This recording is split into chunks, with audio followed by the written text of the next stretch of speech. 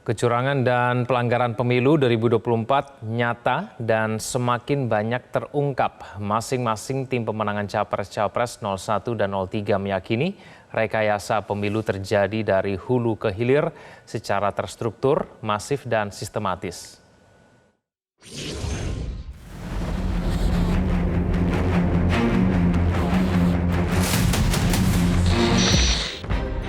Berbagai indikasi kecurangan dan pelanggaran pemilu dalam Pilpres 2024 semakin banyak terungkap. Tim Nasional Pemenangan Anies Mohaimin, Timnas Amin mengatakan ada 9 pola kecurangan dalam pemilu kali ini yang diyakini merupakan tindakan terstruktur, masif, dan sistematis. Anggota Dewan Pakar Timnas Amin, Bambang Wijoyanto mengatakan pelanggaran pemilu yang terjadi membuat klaim kemenangan yang digaungkan menjadi tidak valid, sebab kuantitas yang dirumuskan tidak berbasis pada kualitas. Kuantitas itu tidak berbasis pada kualitas penyelenggaraan pemilu. Sehingga klaim kemenangan itu menjadi tidak valid karena kuantitas yang dirumuskan itu tidak berbasis pada kualitas penyelenggaraan pemilu yang diatur oleh undang-undang itu. Yang lebih menyedihkan lagi sebenarnya, legalitas yang dihasilkan itu sama sekali tidak mempunyai dasar legitimasi.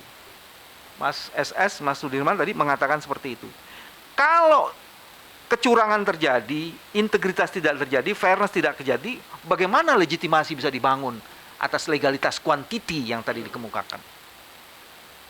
Kami hampir sampai pada kesimpulan bahwa masif, sistematik, dan terstruktur itu benar-benar terjadi dengan kualitas kadar pelanggarannya yang jauh lebih dahsyat ketimbang tahun-tahun sebelumnya. Tim Pemenangan Nasional Ganjar Mahfud juga mengungkapkan adanya rekayasa pemilu yang sistematis dari hulu ke hilir. Sekjen PDIP Hasto Kristianto mengatakan ditemukan banyak indikasi kecurangan dan dugaan intervensi pejabat negara untuk memenangkan salah satu paslon. Tentang keterlibatan dari pejabat negara yang menurut Undang-Undang Pemilu itu bertentangan. Dan kemudian dipaparkan seluruh aspek-aspek secara komprehensif dari hulu ke hilir, baik diawali dari rekayasa hukum di MK, kemudian di tengahnya itu berbagai bentuk intimidasi, penggunaan aparatur negara, kemudian politik anggaran yang secara nyata itu dipraktekkan untuk mendukung pasangan 02.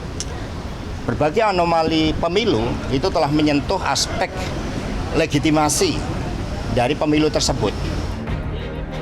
Sementara itu, pakar hukum tata negara Ferry Amsari mengatakan bukan tidak mungkin sistem algoritma KPU juga merupakan bagian dari kecurangan.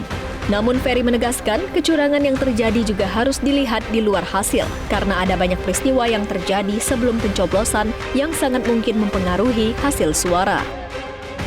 Bukan tidak mungkin bagian dari sistem algoritma IT yang ada di KPU bagian dari kecurangan itu. Karena mestinya KPU sudah rancang dilarang 300 suara masuk. Tapi tidak dilakukan. Makanya dari awal kami sudah menyatakan bahwa paket curang ini sudah dari hulu sampai hilir kalau pakai istilah Gibran gitu ya. Jadi tidak mungkin lagi dijelaskan satu persatu.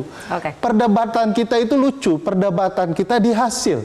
Padahal kecurangan itu bisa saja di luar hasil yang mempengaruhi angka-angka itu. Bagaimana Bang Ari mau bisa membuktikan angka itu benar kalau kecurangannya terjadi sebelumnya? Ada money politik, ada tekanan dari aparat, keterlibatan penyelenggara, kepala desa, PJ gubernur, dan lain-lain.